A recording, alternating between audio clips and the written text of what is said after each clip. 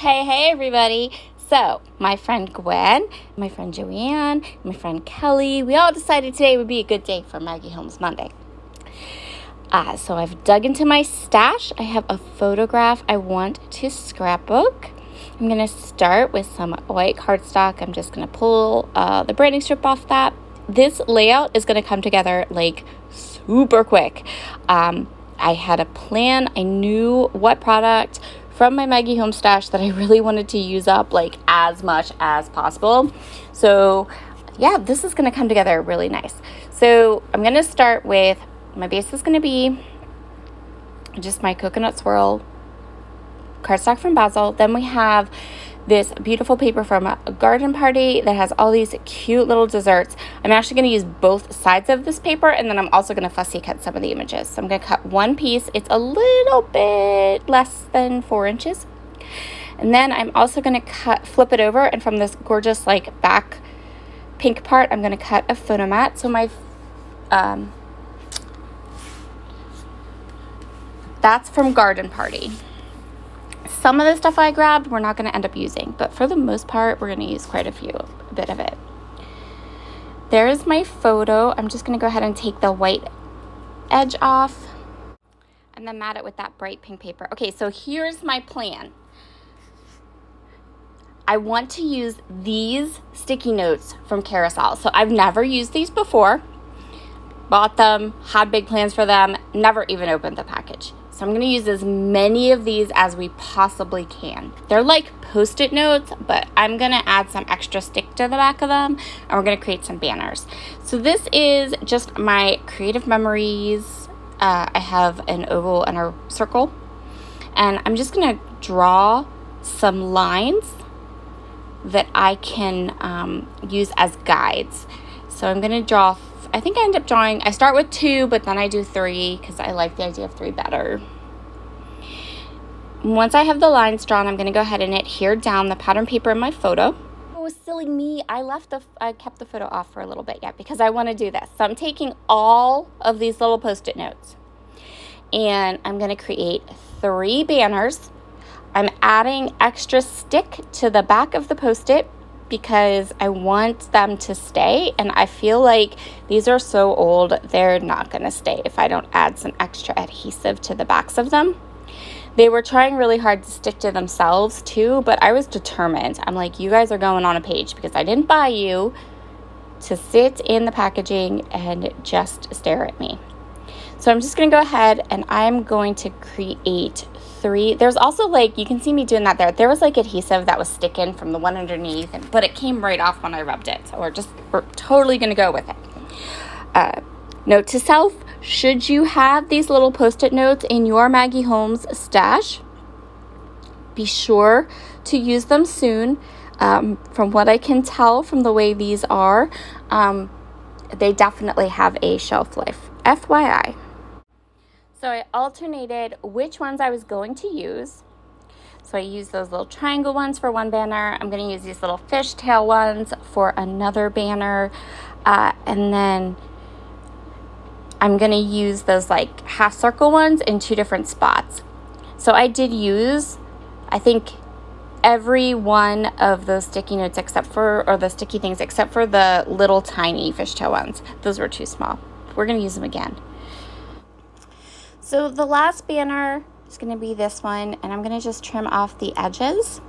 And then we're going to use more of these kind of banner or half circle sticky notes. I'm going to go ahead and grab my 6-inch T-square ruler, and I'm going to draw another line down here across the bottom, a little bit up, because I want to create like a shelf. And these half circle ones kind of look like bunting. So I thought, well, this will work. So I'm going to go ahead and I'm going to use more sticky notes and place them across that line that I just drew. I didn't erase any of these lines. I kind of just covered them up while I was putting the banners up. So now we have this little shelf where we can put all kinds of goodies on. So the Garden Party sticker book has all of these cute little desserts. And so what I want to do is I want to use a whole bunch of those little desserts, but I want to layer the desserts up, right? So, and because the stickers in the sticker book are clear, I'm going to fussy cut some of the small desserts out of the paper. So then I have some desserts that are clear and some desserts that are opaque. And that way, you'll see in a second, I can kind of make things look like they're sitting in front of other desserts. And we're just going to fill that whole shelf with all the desserts. So I'm going to start with the clear stickers, and I'm going to fill that shelf up with the clear stickers. This layout is going to be part of a set of layouts about a trip that my bestie and I took to Ohio. One of my besties. I have lots of besties. It's true. One of my scrappy friends and I took a trip out to Ohio to my very favorite craft retreat house at the beginning of May. So it was kind of like my last hurrah before surgery. And on our way to the retreat, we stopped at this delicious, yummy bakery. I got macaroons. They were so good. So I snapped a photo. And right now the photo is getting a glare on it from my overhead light, and it'll move. Anyway, the photo, we stopped at this bakery. It was super yummy. I just want to document that it was there and that it was yummy.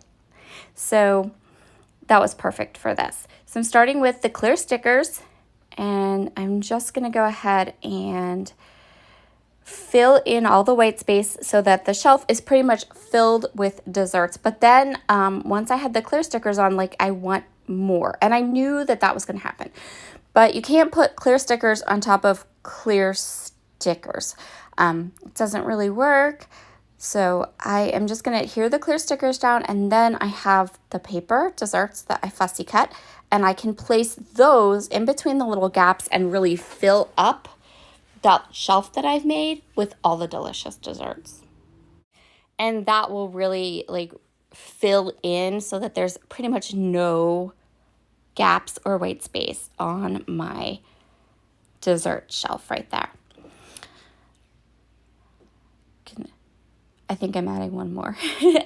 The nice part is these stickers aren't super sticky, so I can kind of pull them up and move them around and really kind of layer them up so that you can see everything, but you can see all the delicious desserts. I'm not covering any up, but at the same time, this little shelf is going to be completely full of fun right there. The Garden Party sticker book also has a set of alphabets that I've never used. And so I decided, you know what? This is what we're going to do. So I'm going to use my T-square ruler again, and I'm just going to go ahead and put my title across the top. Now, I'm going to put the title down, and then you're going to see there's these little gaps, but I'll fill them in. I have a plan for those, but I wanted a nice straight title across the top, and my title is going to be Sweet Stop, because I don't really have a lot to say about this photo. It was just, I did a really good job photographing the pretty macaroons, and they were delicious. So between the sweet treats and my title now, there is this little white gap, and I want to fill that in. I don't want it to look technically, I guess it's not trapped white space, but it kind of looks like it. So I'm going to fill it in with some super cute little phrase stickers. So this layout uses those Post-its. Those Post-its started the whole thing. And then I have the Garden Party sticker book. And I just used that one sheet of paper. So this is a really great, embellishment heavy type of a layout, which I am working really hard to do more of those, because I'm finding that my collections, I store them all together and I end up with all these leftover embellishments and no paper. So I'm really trying hard to look at my embellishments a little bit more and to really try to get interesting and new ways to kind of use up some of the embellishments in my stash. So I put this tag. It's a sticker, but I wanted to be able to move it around because I wasn't quite sure where I wanted it. And I know I want to put the title, or not the title, the date on it. we have our title already. So I knew I wanted to put the date on this. So I'm going to go ahead and stamp the date onto this label. And then I know I want to put like a little accent in the corner of the photo. I'm going to audition the clear stickers here, but they are just going to blend right in, so forget that. Instead, I'm just going to fussy cut a couple more of the desserts from that pattern paper, and then we can kind of layer them up and around my date. So I'm just going to take some of these fussy cut desserts and place them kind of into or close on my photo, but I'm going to let them kind of drop off the edge. And then I can put my date stamp right down underneath those little desserts. And then our layout is complete. I love how this turned out. It turned out so cute. It worked really well. It was a great way to go ahead and use up those Post-its. And it was quick. This layout did not take me long at all. This was like maybe 45-minute layout. So even with all the fussy cutting. And there we go, all done. If you want some more Maggie Holmes inspiration, be sure to check out the description box down below and check out all of the beautiful YouTubers and creative ladies that are joining me today. Talk to you soon. Bye.